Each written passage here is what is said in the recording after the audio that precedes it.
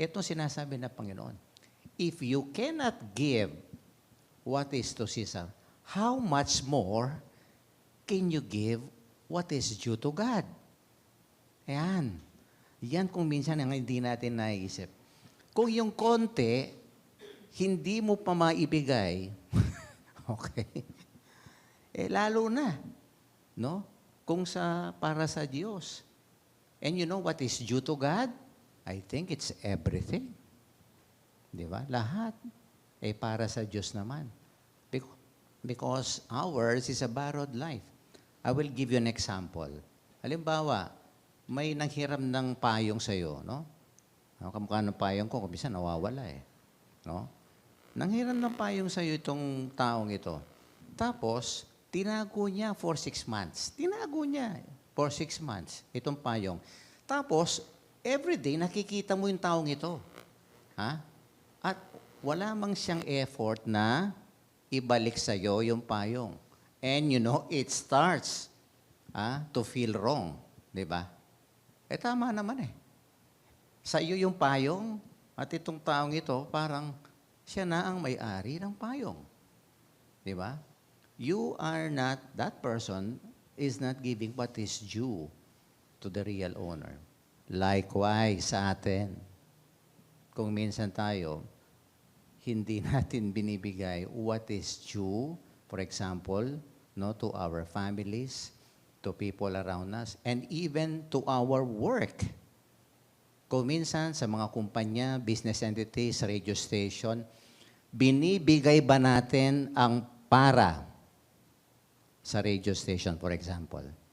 Ang oras natin, ang ating efforts, ang ating pagtrabaho rito, o kaya nasa kumpanya ka, nasa institution ka, do you give what is due? No? To your company, to your institutions. At I tell you, kung hindi mo maibigay, yan lamang para sa trabaho mo, paano ba mabibigay mo yung para sa Diyos? That's why these people, they are full of greed. Sakim sila. Dahil hindi nila maibigay yung kokonti pa lamang na dapat ibigay nila, what more? Siguradong hindi nila maibibigay yung para sa Diyos. No? And I think, no, sabi nga ng ating first reading today, ito ang tingnan natin sa sarili natin. Baka we are so much influenced by our personal interest. Baka yung time we spend is only for ourselves. Baka yung ating mga desisyon na ginagawa ngayon, it's all about our career, our life.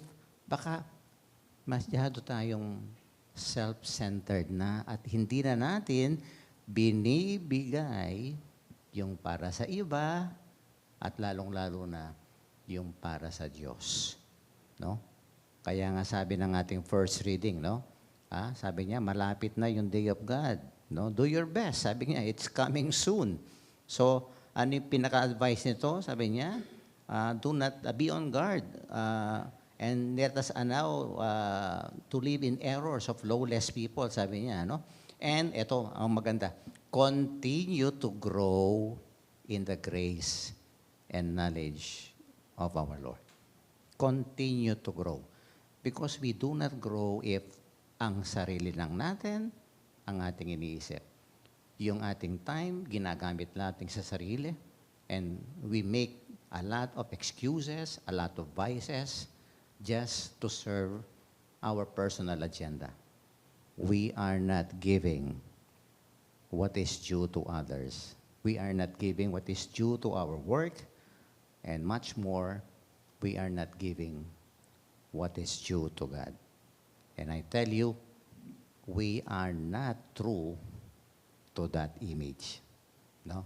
Because Genesis 1:26, sabi niya, we bear the image of God. Kaya nga siguro ang isang question sa atin, no? Whose image, no, are we stamped in our life, 'di ba? Ano yung nakatatak na image sa sarili natin? Kamukha ng itong coin na 'to, 'di ba? Baka hindi na yung image ng Panginoon ang nakatatak sa atin. Let me, what is this, end my homily with a short story, no? There is this farmer, an old farmer, no? Before he goes to the field to work, no? Marami siyang mga trabahador doon. Mayroon siyang malaking salamin doon sa kanyang barn, no? Sa kanyang kamalig. And then, every morning, before he goes to work, tinitignan niya yung sarili niya. Okay. Ngayon pala itong kanyang apo, nanonotice niya si lolo niya. Sabi niya, bakit ganyan ginagawa ni lolo? Bago siya magtrabaho sa bukid, gusto pa niyang tignan yung sarili niya.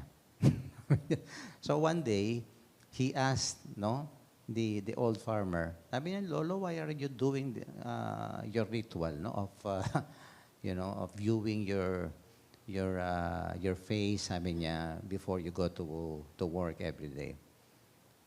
Alam mo, sabi niya, Apo, this is a reminder to me. And I'm asking myself, whose image am I carrying today in the field? Kanino kaya mukha ang dinadala ko, no, sa aking trabaho? Kaya siguro lahat tayo, no, bago tayo pumasok, no, sa ating mga trabaho, tingnan natin ang mukha natin. Ano ba yung mukha na dinadala natin ito sa radio station, no? Ano ba ang image, no, na i-reflect natin sa ating ginagawa, no, sa ating trabaho?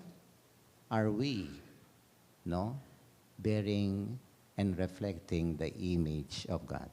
Because sabi nga rito, no, give to God what belongs to God. And what belongs to God? Everything. Please bear in mind that everything belongs to God. That's why everything is due to God. Pinahiram lang yan.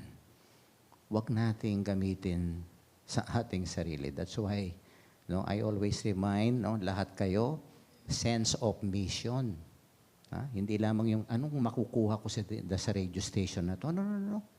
Ano yung magagawa ko para sa Diyos, para sa ating mga pinagsisilbihan dito sa radio station ito.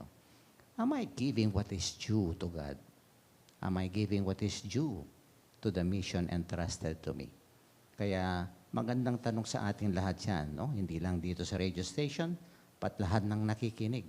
Am I becoming a reflection of God? And I think yung dalawang martyrs natin ngayon, no, si Saint Marcellinus and Peter, I think they have given everything to God. They know that everything is due to God. Let this be our reflection for all of us today. At sana, no, as we look into the mirror every day before we go to work, what is the image that I am carrying today in my work?